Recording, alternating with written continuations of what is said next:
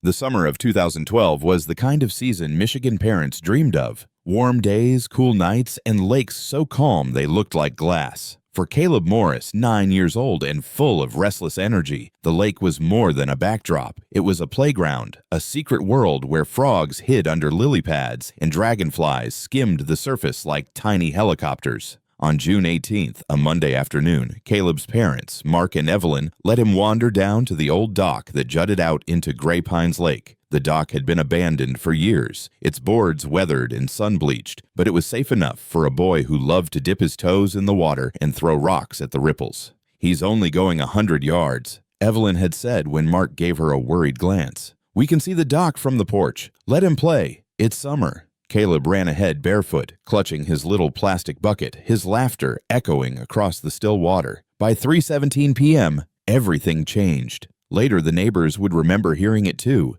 Caleb's voice, sharp and small across the lake. "Mom! Dad! I saw something in the lake!" Evelyn leaned over the porch railing, shielding her eyes from the glare. "What is it, baby?" she called. Caleb was crouched at the edge of the dock, peering into the green-black water. He looked back over his shoulder, face pale and serious in a way no 9-year-olds should be. "Something's watching me from the bottom of the lake," he said. His voice trembled. Mark had already started walking toward him, a half smile on his face. "What do you mean, buddy? A fish?" Caleb shook his head, backing away from the edge. "No, eyes. I saw eyes." What happened next was described 100 different ways in 1,000 retellings, but the official report would boil it down to one chilling sentence. At approximately 3:19 p.m., Caleb Morris vanished from sight. Mark was halfway down the path when he heard the splash. It wasn't the kind of splash a boy makes when he jumps into water. It was heavier, deeper. He sprinted, shouting Caleb's name. When he reached the dock, the water was smooth again, as if nothing had broken its surface. Caleb's bucket floated lazily near one of the rotting pilings. There were no bubbles, no ripples, no Caleb. "Caleb!" Evelyn's scream carried across the lake, sharp as glass. Mark dove in without thinking. The water was murky and cold, the kind that turned to black just a few feet down. He opened his eyes underwater, kicking, clawing through weeds that wrapped around his arms like fingers. But there was nothing. By the time he surfaced, gasping, Evelyn was already on the dock, crying, her hands shaking as she pointed. "He was right here, Mark! He was right here!" Within 20 minutes, the sheriff's department had cordoned off the area. Neighbors lined the shore, their voices hushed. Search boats combed the lake until sunset, dragging nets and shining spotlights into the dark. Divers went down and came back pale, shaking their heads. "No sign of him," one said quietly. "It's like he just disappeared." Evelyn sat wrapped in a blanket on the porch steps, staring at the dock. She kept whispering the same thing over and over, her lips barely moving. He said something was watching him. Something was watching him. That night, as floodlights lit up the shoreline and officers murmured into radios, Mark stood alone at the end of the dock. His fingers brushed the damp wood where Caleb's small footprints still clung. He looked down into the black water. Tar. The reflection of the moon rippled back at him, broken and shifting. "Where are you, buddy?" he whispered. For a second, he thought he saw something deep below. A flash. 2 faint points of light. Eyes. But when he blinked, they were gone. The first night was the worst of their lives. By midnight, Gray Pines Lake looked less like a peaceful retreat and more like a crime scene. Red and blue lights strobed through the trees. Radios crackled. Uniformed men and women waded waist-deep in water, their flashlights slicing through the fog. Mark and Evelyn were seated on the back of an ambulance, wrapped in blankets they didn't feel. A paramedic kept offering them water, but Evelyn's hands wouldn't stop shaking long enough to hold the cup. "Tell me again," Sheriff Rourke said gently, crouching in front of them. His voice had that soft, rehearsed tone used for parents on the worst day of their lives. "You were on the porch. You saw him on the dock. Then you heard a splash." "He didn't jump," Evelyn said, her voice raw. "He was scared. He said something was watching him." Rourke's brow furrowed. Watching him? Mark's jaw tightened. He saw something under the water. Eyes, he said. I don't know. He was 9. The sheriff glanced back at the black expanse of lake. Could have been a fish. No. Evelyn's voice cracked like breaking glass. You didn't hear him. He wasn't playing. By dawn, the search had expanded to the surrounding woods. K-9 units swept the shoreline, their handlers murmuring into radios. Helicopters traced lazy circles above the lake, their searchlights like pale suns cutting through the mist. Reporters began arriving before breakfast, their vans lining the narrow road into gray pines. The Morris family's quiet summer cabin became the center of a storm. Evelyn refused to sleep. She sat at the kitchen table, hands clutched around Caleb's favorite mug, the one with a cartoon frog. He wouldn't just walk away, she told Detective Hanley, who was flipping through a notepad. He's scared of the woods at night. He wouldn't hide. He wouldn't. We're considering all possibilities, Hanley said carefully. If he slipped, the currents could have carried him deeper into the lake. Mark slammed his fist on the table. There are no currents. This isn't the damn ocean. It's a pond. His voice cracked on the last word, and he turned away, pressing his hands over his face. Hanley hesitated, then lowered his voice. Mr. Morris, I need to ask, is there any chance someone took him? Evelyn's head snapped up, eyes wide. You mean abduction? We don't rule anything out in the first 24 hours. Hanley closed his notebook. But if that's the case, the clock is ticking. By the afternoon of June 19th, the official narrative had split into theories. Neighbors whispered about a stranger seen on the old highway 2 days before.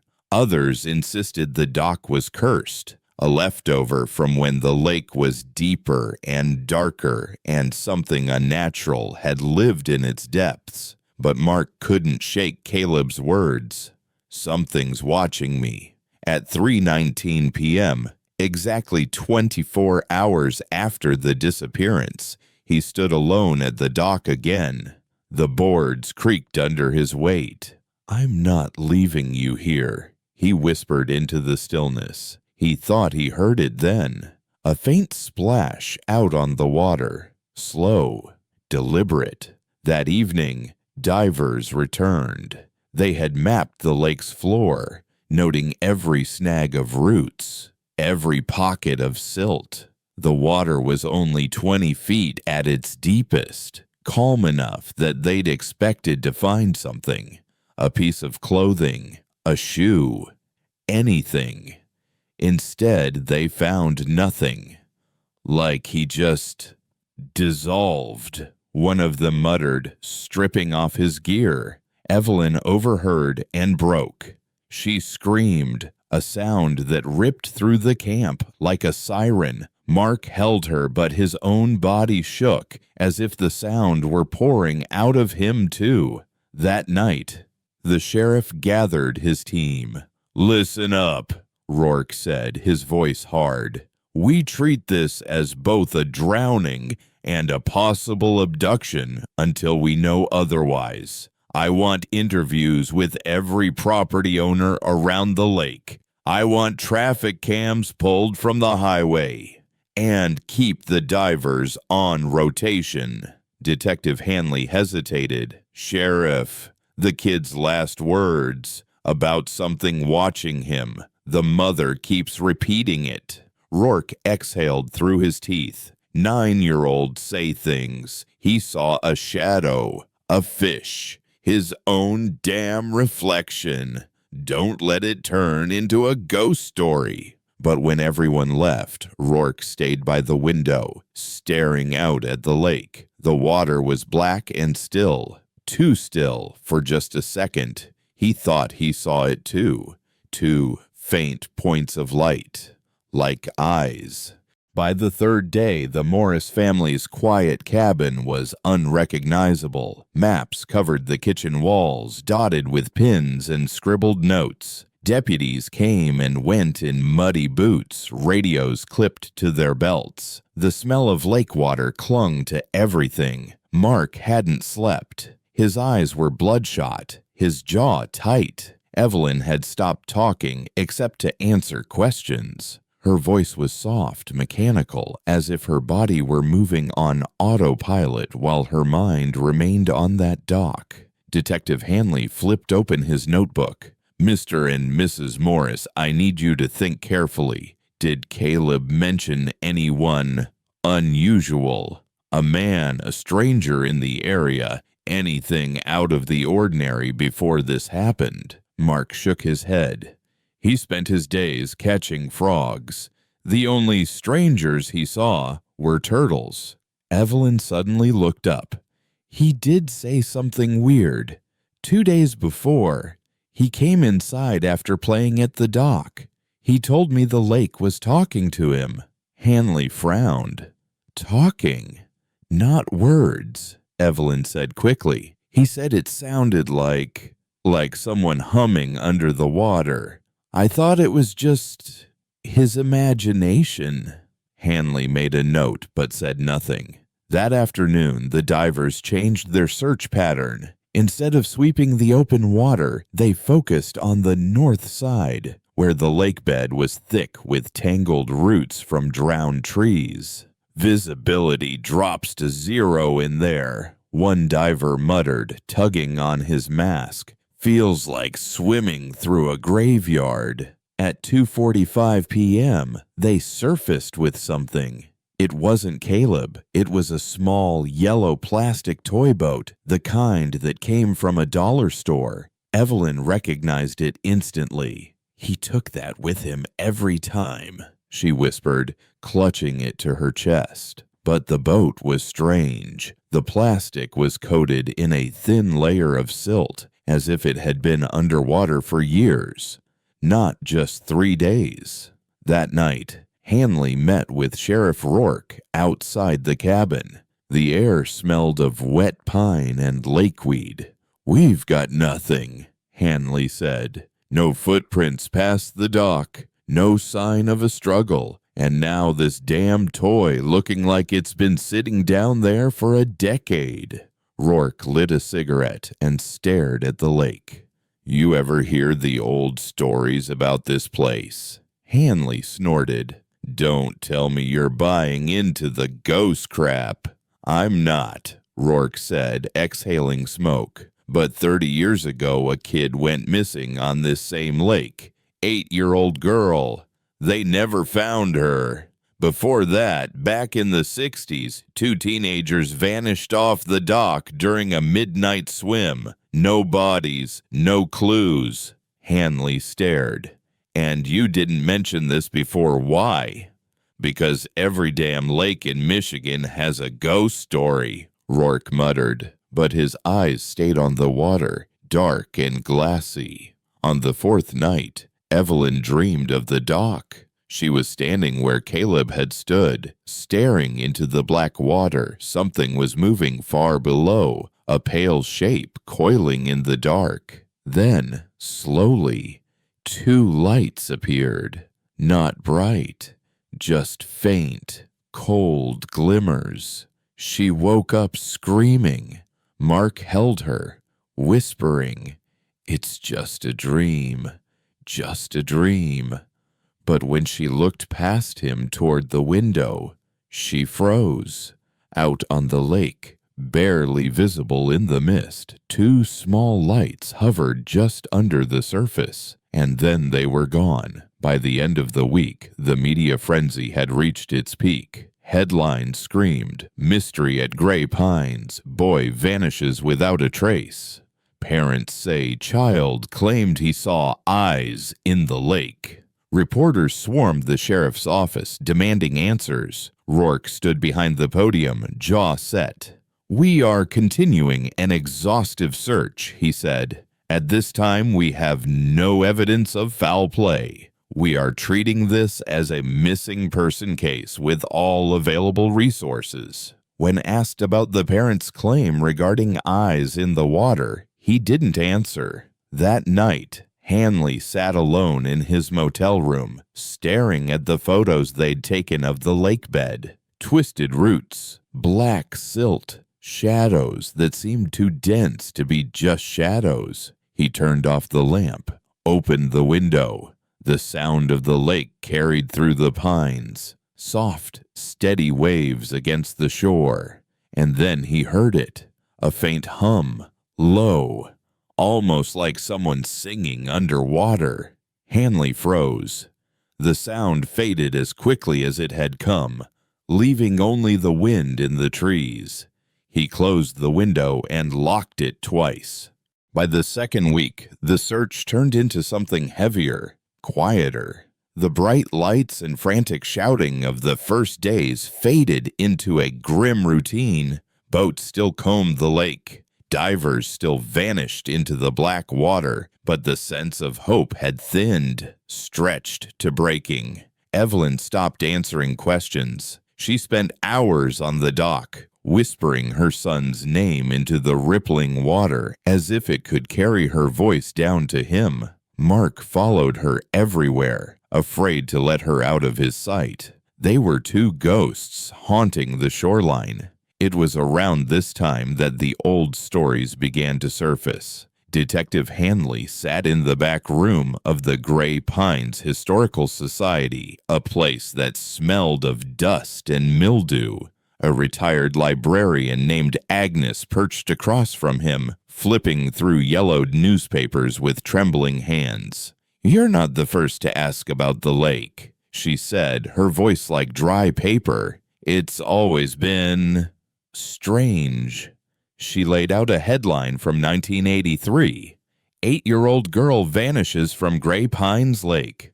Her name was Lily Barrett, Agnes whispered. One minute she was waiting near the dock, the next, gone. They dragged the lake for 2 weeks. Never found a trace. She spread out another article, this one from 1964. Teen sweethearts disappear during midnight swim.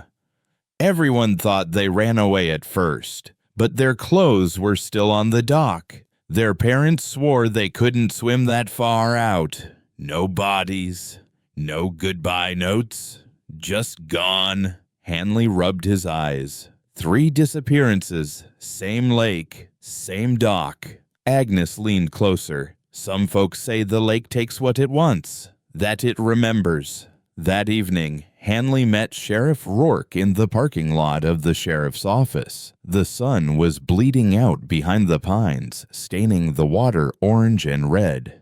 Historical Society dug up 2 more cases, Hanley said, tossing the old clippings onto the hood of Rourke's truck. All from this lake, all the same story. Rourke skimmed them, his face hardening. "You're not telling me there's some curse?"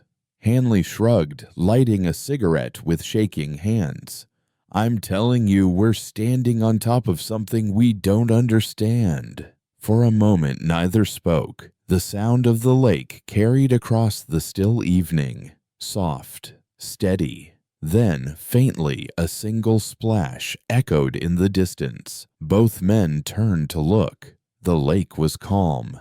Back at the cabin, Evelyn found herself staring at Caleb's drawings spread across the kitchen table. Most were what you'd expect from a 9-year-old. Messy dinosaurs, stick figure family portraits, a rocket ship with Mars scrawled in crayon. But one made her stop.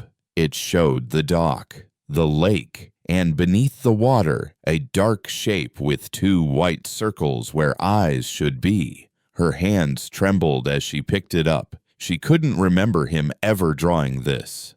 "Mark," she whispered. He came over, saw the drawing, and went pale. "When did he—" "I don't know," Evelyn said, her voice cracked. "But he saw it. Before it took him, he saw it." The next morning, a volunteer diver named Jack Russo approached Hanley before the briefing. His face was pale, his eyes bloodshot. "I'm done," Jack said flatly. "I'm not going back down there." Hanley frowned. "What happened?"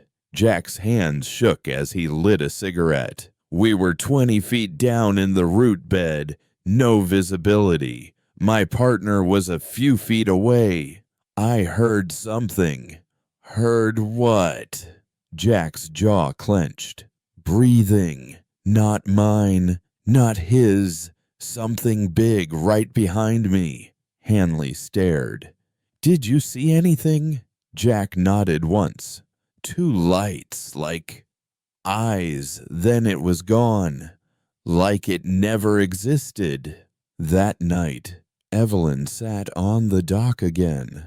The moon hung low, the lake a black mirror. "Caleb," she whispered, tears slipping silently down her face.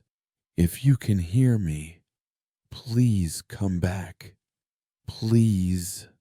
The water shifted, just slightly, a ripple that moved against the wind.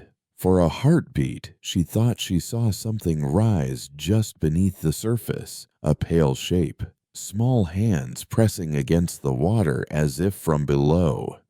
"Caleb?" she gasped, leaning forward. The hands vanished. The lake went still, and somewhere in the darkness, two faint lights glimmered before fading away.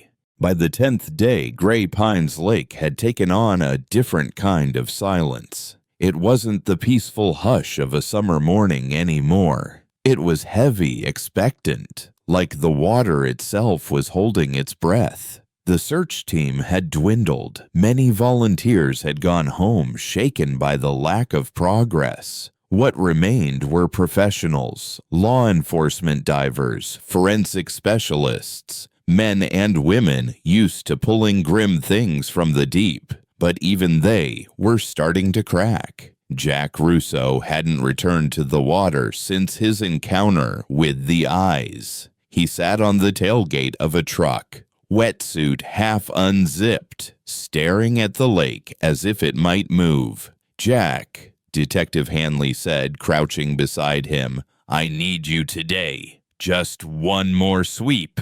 Jack's jaw clenched. "You don't understand. It's wrong down there. It's not just dark. It's like the water doesn't want you there." Hanley put a hand on his shoulder. "Caleb's parents are watching every diver go in. You know what that does to them when you back out." Jack closed his eyes, exhaled shakily, and finally nodded. "Fine. One more." At 3:02 p.m., Jack and his partner dropped into the lake on the north side, near the old root bed. The surface swallowed them in seconds, leaving only a ring of ripples that spread into the still water. Below, the world turned black. Jack's flashlight beam cut through clouds of silt, illuminating gnarled roots that twisted like skeletal fingers. His own breathing filled his ears, harsh, too loud. "Stay calm. Stay calm." He checked his depth gauge. 19 feet. The bottom should have been flat, but here the roots formed strange hollows and tunnels, places where light couldn't reach. His partner's voice crackled through the comms. "Jack, I've got something." "What is it?" Jack whispered back. There was a pause, a faint hiss of static. "Metal. Looks like a camera." Jack turned sharply, scanning with his light. Through the silt, he saw it. A small, boxy shape wedged deep between two roots, half buried in mud. "Old model," his partner said, tugging at it. "Been down here a long time." Jack kicked closer, heart pounding. The camera's plastic casing was scratched and slimy, but intact. A bright yellow strap dangled from it, swaying in the current that shouldn't have been there. And then Jack froze. Behind the camera, deeper in the root tangle, something moved, two faint glimmers. Not reflections, Not bubbles. Eyes. Surface, Jack whispered, his voice breaking. Surface now.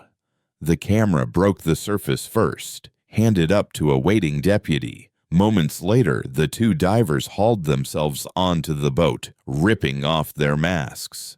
"There's something down there," Jack gasped. His hand shook as he pointed back at the water. "I saw it, right behind the camera, watching." Sheriff Rourke leaned over the edge, staring into the lake's calm face. "What did you see?" Jack swallowed hard. "Eyes, right where the kid disappeared." The camera was rushed back to the mobile forensics unit. Technicians handled it like a relic, wiping away lake mud, popping open the back panel.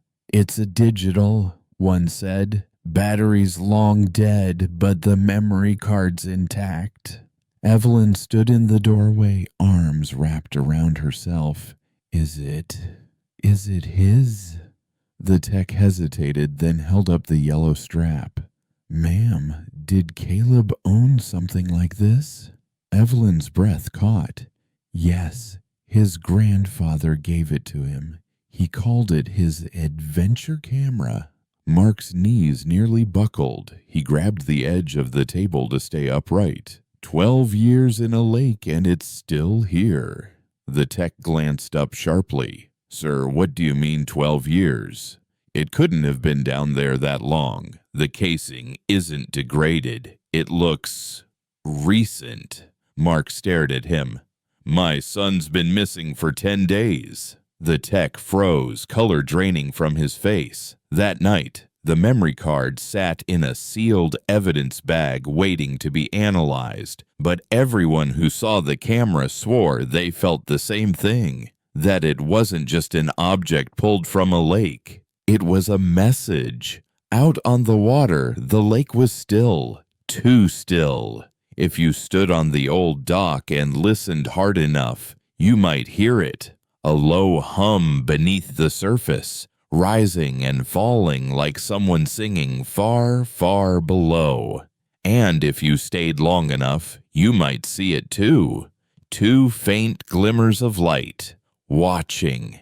The next morning, the camera sat under bright forensic lights, every inch photographed before a technician even dared to touch the memory card. Mark and Evelyn were in the next room, pacing, hands locked together like lifelines. Detective Hanley leaned against the wall, sipping stale coffee. He hadn't slept since the day Caleb vanished. Sheriff Rourke stood over the tech's shoulder, silent. Even his usual calm command had eroded into something taut and brittle. "Card's clean," the technician said finally, sliding it into a reader. "No corrosion. File structure intact. Whoever made this camera, they built it to last." A folder appeared on the monitor. June 18 Cal.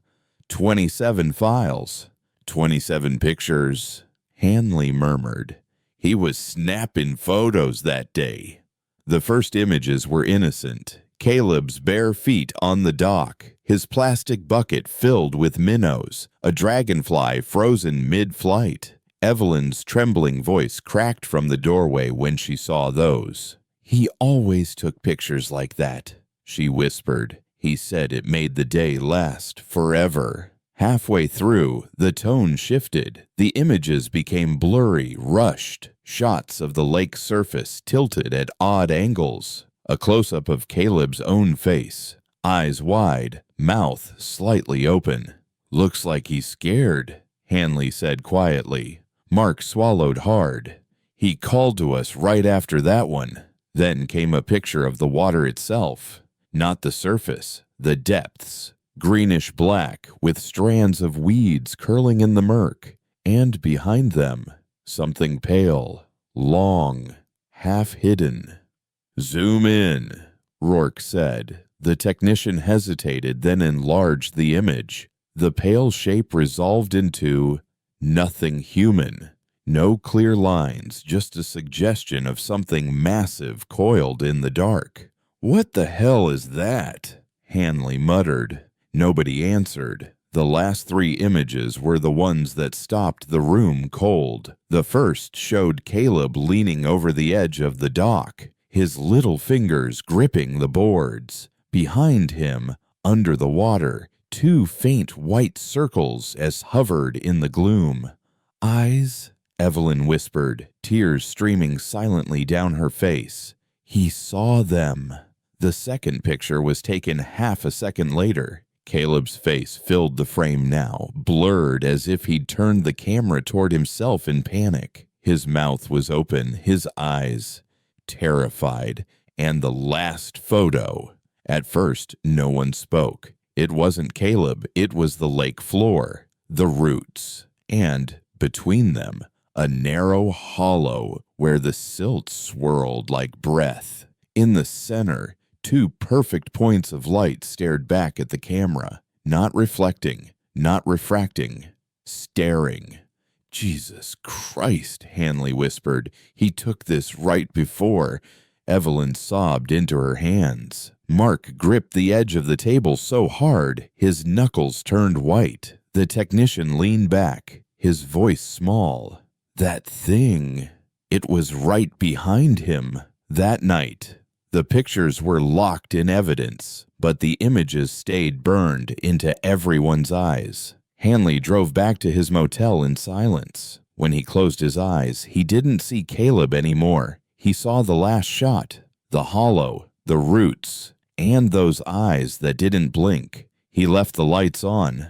At the cabin, Evelyn sat at the kitchen table clutching Caleb's frog mug. Mark stared out the window at the lake, dark and glassy under the moon. "He was right there," Mark whispered. "He was right there, and we couldn't save him." Evelyn's voice was hoarse. "Mark, what if he's still there?" He turned slowly. "What do you mean?" She met his gaze, tears shimmering. "What if the lake didn't take him away? What if it kept him?" Mark opened his mouth to dismiss it, to say something rational, but then he remembered the last picture. The way those eyes seemed to know the camera was there, the way they weren't surprised, and for the first time he couldn't bring himself to say no. At 3:19 a.m., exactly 12 days since Caleb vanished, Evelyn woke to a sound, a soft splash. She sat up, heart hammering, and crept to the window. Out on the lake near the dock, the water rippled, and there, for just a second, she saw it. 2 faint lights glowing under the surface, watching the house. By day 13, the case had shifted. It was no longer just a missing child investigation. The camera had changed everything. Sheriff Rourke stood in the makeshift command tent, the last photo pinned to a board behind him, the hollow in the lake bed, the roots, and those 2 pale circles staring out of the darkness. He addressed his team with a voice rough from too many sleepless nights. "No one talks to the press about this image. Not a word. We don't know what the hell we're looking at, and until we do, this stays between us." One of the deputies spoke hesitantly. "Sheriff, people are saying the lake's cursed. Volunteers are dropping out. We can't even keep divers. Then we find new ones," Rourke snapped. But even as he said it, his eyes kept flicking back to the photo, and his voice faltered. That afternoon, a team of specialists from Lansing arrived. Forensic analysts, sonar technicians, even a hydrologist. They set up equipment along the shore, scanning the lake bed in 3D, mapping every contour. Hanley stood with them, arms crossed. "You'll find the hollow about 20 feet down north side. That's where the camera was." The hydrologist frowned at the early readings. "That doesn't make sense." "What doesn't?" Hanley asked. "The floor isn't stable. It's shifting, almost like it's breathing." Back at the cabin, Evelyn sat at the dock with Caleb's toy boat in her lap. She ran her fingers over the scratched plastic, tears slipping silently down her face. Mark crouched beside her. "You need to rest." I can't, she whispered. Every time I close my eyes, I see him, down there, waiting. Mark's throat tightened. He wanted to tell her she was wrong, that Caleb was gone, that nothing human could survive this long underwater, but then he remembered the last photo and the way those eyes seemed almost intelligent. What if he's still alive? Evelyn said suddenly, turning to him. Her voice trembled. What if that thing didn't kill him? What if it kept him? Mark swallowed hard. Kept him where? Evelyn's gaze dropped to the water. Down there. At 2:14 a.m. that night, the sonar team picked up movement. It was subtle at first, a single blip at the edge of the hollow. Then another. Fish? One tech murmured. Too big, another replied. Way too big. The screen flickered, static rippling through the image. For just a second, the outline of something massive curved across the display. Long, pale, and then it was gone. The techs stared at each other, their faces drained of color. By the next morning, the story had leaked. Someone, no one knew who, had sent an anonymous email to a local news station. The boy isn't the first. The lake takes them. Within hours, the shoreline was lined with reporters. Cameras pointed at the water. Headlines screamed about the eyes in Gray Pines Lake. Evelyn refused to leave the cabin. Mark nailed blankets over the windows to block the flashes. That night, the couple sat in the dark kitchen, the last photo spread between them.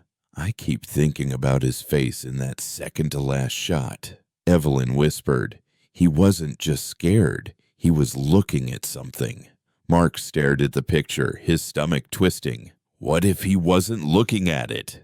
Evelyn frowned. What do you mean? Mark's voice was hoarse. What if he was looking at us, like he knew we'd see this one day?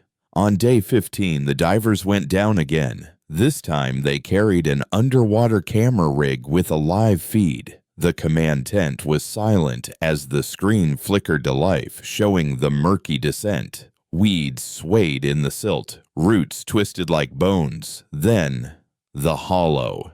The camera panned slowly, its light cutting into the dark. The narrow space between the roots yawned like a mouth. Something shifted inside. Hold that angle, Hanley said, his voice tight. The light caught movement again.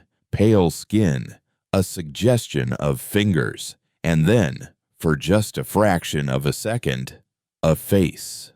Small, childlike, eyes wide, mouth open. Evelyn gasped, clutching Mark's arm so hard her nails dug into his skin. That's him! That's Caleb! The feed crackled with static. The last thing they saw before the screen went black was the faint glow of two pale lights behind the face. Watching. On the morning of day 16, the air around Gray Pines Lake felt different. The mist clung lower, heavier. The shoreline was empty. The sheriff had cleared reporters and volunteers. Only the core team remained, and the Morris family, hollow-eyed and silent. Today we go in, Sheriff Rourke said flatly, standing over the map of the lake. We send a 3-diver team to the hollow. Camera rigs, tether lines, full communication. We get answers. Jack Russo stared at the map, his face pale. You think answers are down there, Sheriff? You think answers are what that place gives? Rourke didn't reply. By noon, the divers were suiting up. Evelyn clutched Caleb's toy boat like a talisman, whispering something over and over. Mark stood beside her, his hand on her shoulder, both of them staring at the black water. Hanley crouched in front of Evelyn. Whatever we find, we'll bring it back. I promise. Her eyes met his, red-rimmed and desperate. Bring him back. Hanley hesitated. We'll try. The boat drifted quietly over the north side of the lake. The divers sat on the edge, masks down, breathing slow and heavy. The tether lines were checked twice. "Ready?" the lead diver asked. Jack exhaled shakily. "Not even close." They slipped into the water. The surface swallowed them whole. The feed in the command tent flickered to life. The audience, Rourke, Hanley, Mark, Evelyn, leaned forward, breath held. Murky green turned to black. The beam of the camera cut through silt and weeds, revealing the familiar tangle of roots. The hollow loomed ahead, a dark mouth in the lake bed. 20 feet, the diver's voice crackled. "Approaching target." The light swept inside. For a moment, there was nothing. Just mud, roots, and the eerie stillness that always seemed to hang here. Then something moved. A pale hand slid slowly back into the darkness. "Jesus," one diver whispered. Evelyn's hands flew to her mouth. "Caleb," she breathed. The lead diver reached forward, extending his own hand toward the hollow. "Kid, you hear me? We're here to take you home." The hollow seemed to inhale. The silt shifted in a slow, deliberate swirl, like breath. And then the face appeared, small, pale, eyes wide. "Caleb." "Caleb!" Evelyn screamed at the monitor. The diver's hand brushed the small fingers reaching out of the hollow, and the water exploded. The screen went to static. The command tent erupted in shouts. "Talk to me! What happened?" Rourke barked into the radio. A voice came through, panicked and broken. "It's not him! It's not him! It's—" A low, guttural sound bled through the comms. Not mechanical, not human. Something deep, resonant, like the lake itself had spoken. The feed blinked back for a single second. Not Caleb. Something wearing his face. Its skin too pale, its mouth open too wide, the eyes shining with cold white light. Then the tether line snapped. The divers surfaced 5 minutes later. All but one. Jack Russo was gone. The surviving men scrambled onto the boat, ripping off their masks, gasping like they'd been drowning. "It took him," one sobbed. "It took him back." Evelyn collapsed into Mark's arms, her body shaking violently. "It wasn't Caleb," she whispered over and over. "It wasn't Caleb. It wasn't him." That night, the lake was closed off completely. Floodlights bathed the water in harsh white beams, but nothing stirred. Hanley stood on the dock alone, his hands trembling as he stared at the black surface. His mind replayed that single frame before the feed died. Caleb's face stretched into something inhuman, the eyes burning like cold fire. He whispered into the silence, "What are you?" For a heartbeat, the lake answered, a ripple against the wind, 2 faint lights glowing under the surface, watching.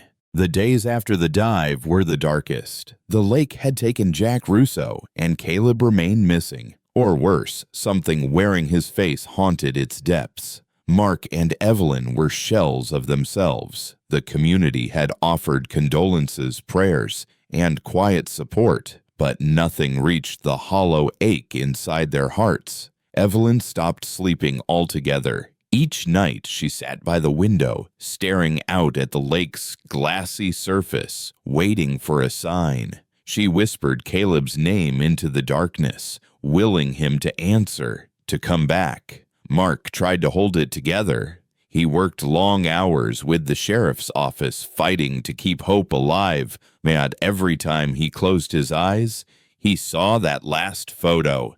The twisted face beneath the water, the burning eyes staring back at the camera. One evening, Evelyn snapped. "I can't do this anymore," she said, voice breaking. "The waiting, the silence, the lies." Mark reached out to touch her arm, but she pulled away, retreating into herself like a wounded animal. The sheriff's office was under pressure. The media wanted answers. The families of the missing demanded action, but Rourke was tight-lipped. "We're doing everything we can," he told reporters. But inside, he was haunted by doubts. The lake was no ordinary place. Something ancient and dark had claimed Caleb, and now it had taken Jack. At a closed-door meeting, Rourke and Hanley discussed the future of the search. "We need to pull back," Hanley argued. "This isn't just a disappearance anymore. There's something else down there, something dangerous." Rourke shook his head. "We owe it to the families to keep trying. We can't give up." "But at what cost?" Hanley pressed. Meanwhile, rumors spread through the town. Some whispered about curses, others about government cover-ups. Evelyn heard them all. The fear in people's voices, the skepticism, the pity. She felt isolated, trapped between hope and despair. One night, Mark came home to find her kneeling by the dock, clutching Caleb's toy boat like it was a lifeline. "He's still here," she whispered fiercely. "I can feel it." Mark wanted to believe her. He wanted to fight with her, but the weight of loss pressed down like a stone. The media storm reached a fever pitch when an anonymous tip claimed to have footage from an underwater drone showing a figure lurking near the hollow. The video was blurry, grainy, but unmistakable. A small shape with glowing eyes moving unnaturally through the weeds. The town's fear turned to panic. One evening, Evelyn collapsed on the kitchen floor, tears streaming down her face. "I'm losing him," she sobbed. "Not Caleb, me." Mark held her close, but inside, he felt just as broken. The lake continued to whisper its secrets in the night. Two faint points of light glowing beneath the surface, watching, waiting, and somewhere deep below, something waited to pull them all under. The lake had grown silent. The floodlights burned bright all night, but nothing stirred. No new movements on sonar, no whispers beneath the water, but silence had its own weight. Mark and Evelyn sat on the porch of their cabin, hands intertwined, faces pale and drawn. 12 years of waiting, 12 years of questions. Evelyn broke the quiet first. Maybe the lake never meant to take him." Mark frowned. "What do you mean?" She looked out over the black water. "Maybe it was trying to protect him."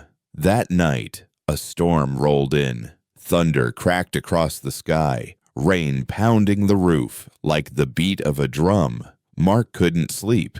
He walked to the dock, the wind whipping at his coat.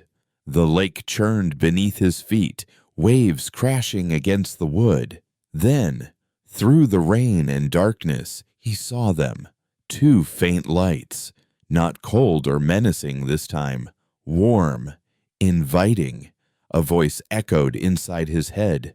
"Find me." Back inside, Evelyn woke suddenly, gasping. The house was filled with a strange light, pale, flickering like a candle in the storm. She rushed to the window and saw the same lights dancing just below the surface, right by the dock. Without thinking, she grabbed Caleb's camera, the one recovered from the lake, and raced outside. At the dock, Mark waited, heart pounding. Evelyn emerged, eyes wide, holding the camera like a beacon. "Whatever happens," she said, voice steady, "this is for Caleb." Together, they looked down into the depths. The water swirled, and from the dark a shape emerged. Pale, small, not quite human, but not entirely something else. Caleb's eyes shone, filled with a strange light, a bridge between two worlds. A hand reached out, brushing the surface. Mark and Evelyn reached out too, their fingers trembling, closing the distance. The lake's cold embrace was no longer a prison. It was a passage. The next morning, The sun rose over Gray Pines Lake, casting golden light on still waters. The search team found the dock empty, no sign of the Morris family, no footprints leading away. Only Caleb's toy boat floated gently, bobbing on the surface. In the years that followed, the lake remained quiet. The disappearances stopped. Some say Caleb found his way back, changed, freed from the darkness that once held him. Others say the lake gave back its light, but at a cost no one understood. For those who listen closely on quiet nights, the lake still hums. Two faint lights glide beneath the surface, watching, waiting.